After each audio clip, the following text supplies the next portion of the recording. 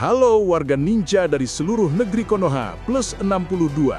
Kalian lagi ada di channel Pemimpin Negeri Konoha, tempat nongkrongnya para calon Hokage. Channel ini membahas tentang sejarah, politik, berita gonjang-ganjing di Konoha, atau plus 62. Jangan lupa subscribe, kasih like, dan komen, biar Hokage nggak nyariin kalian. Hahaha. Oke, langsung saja kita masuk ke dalam pembahasan. Dalam setiap proyek besar, ada ambisi. Dan di balik setiap ambisi, sering tersembunyi sesuatu yang tak pernah benar-benar selesai. Inilah kisah tentang WUS, proyek kereta cepat Jakarta-Bandung.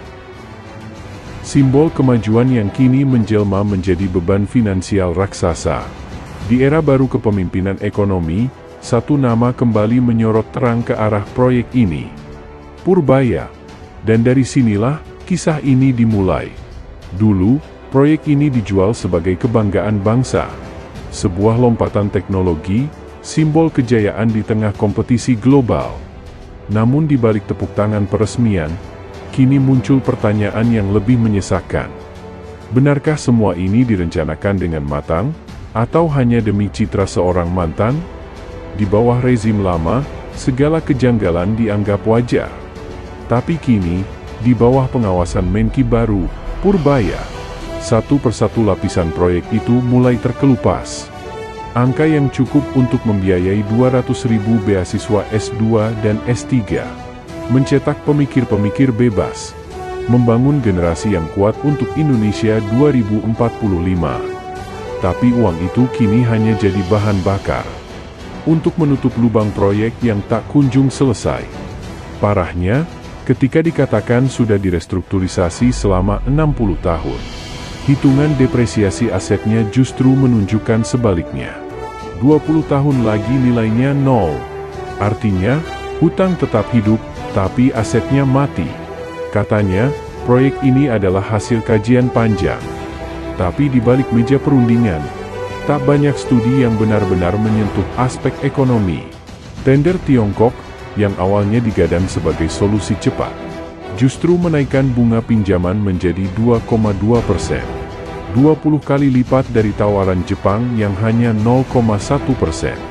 Dari biaya awal 5,8 miliar dolar, melonjak jadi 7,2 miliar dolar. Angka-angka itu bukan sekadar pembengkakan, tapi cermin lemahnya transparansi. Dalam sebuah sidang korupsi di Tiongkok, sempat muncul nama-nama pejabat dari Indonesia. Dugaan adanya aliran dana yang berkaitan dengan proyek WUS membuat publik bertanya, adakah jejak korupsi di balik proyek ini? Tapi hingga kini, audit menyeluruh belum pernah dilakukan. Padahal, bila terbukti ada praktik markup, maka itu bukan lagi sekadar pelanggaran administrasi, tapi kejahatan korupsi berat. Proyek yang katanya akan membawa kemajuan, kini justru menjerat PT KAI dalam lilitan hutang dan biaya operasional tinggi. Target penumpang jauh dari proyeksi. Pendapatan tak sebanding dengan beban. Dan hampir semua pengamat sepakat, ada 99% indikasi korupsi di balik proyek WUS ini. Audit investigasi menyeluruh, dengan melibatkan KPK, DPR, dan masyarakat sipil, menjadi keharusan mutlak sebelum ada dana tambahan. Namun masalah ini bukan hanya soal satu proyek. Lihatlah Bandara Ngeloram di Blora. Diresmikan tahun 2021, tapi kini sepi, bocor, dan tak beroperasi. Tak ada satupun maskapai yang mau terbang. Ratusan miliar rupiah uang rakyat menguap tanpa arti. Begitu juga dengan Kertajati, IKN, dan proyek-proyek lain yang hanya jadi pameran kebesaran tanpa manfaat nyata. Semua dikerjakan buru-buru, tanpa riset pasar, tanpa studi kelayakan yang memadai.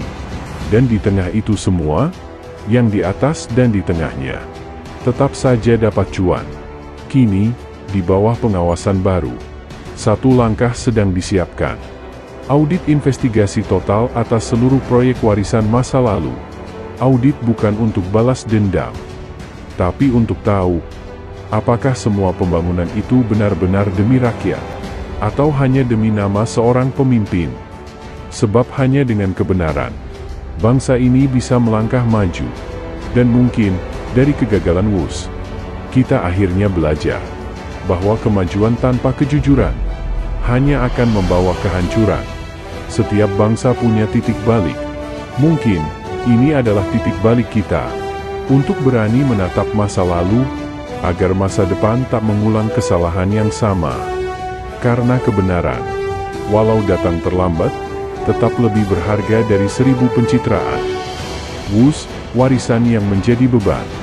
Dokumenter ini bukan sekadar kisah proyek, tapi cermin dari bagaimana kita mengelola mimpi dan menanggung akibatnya.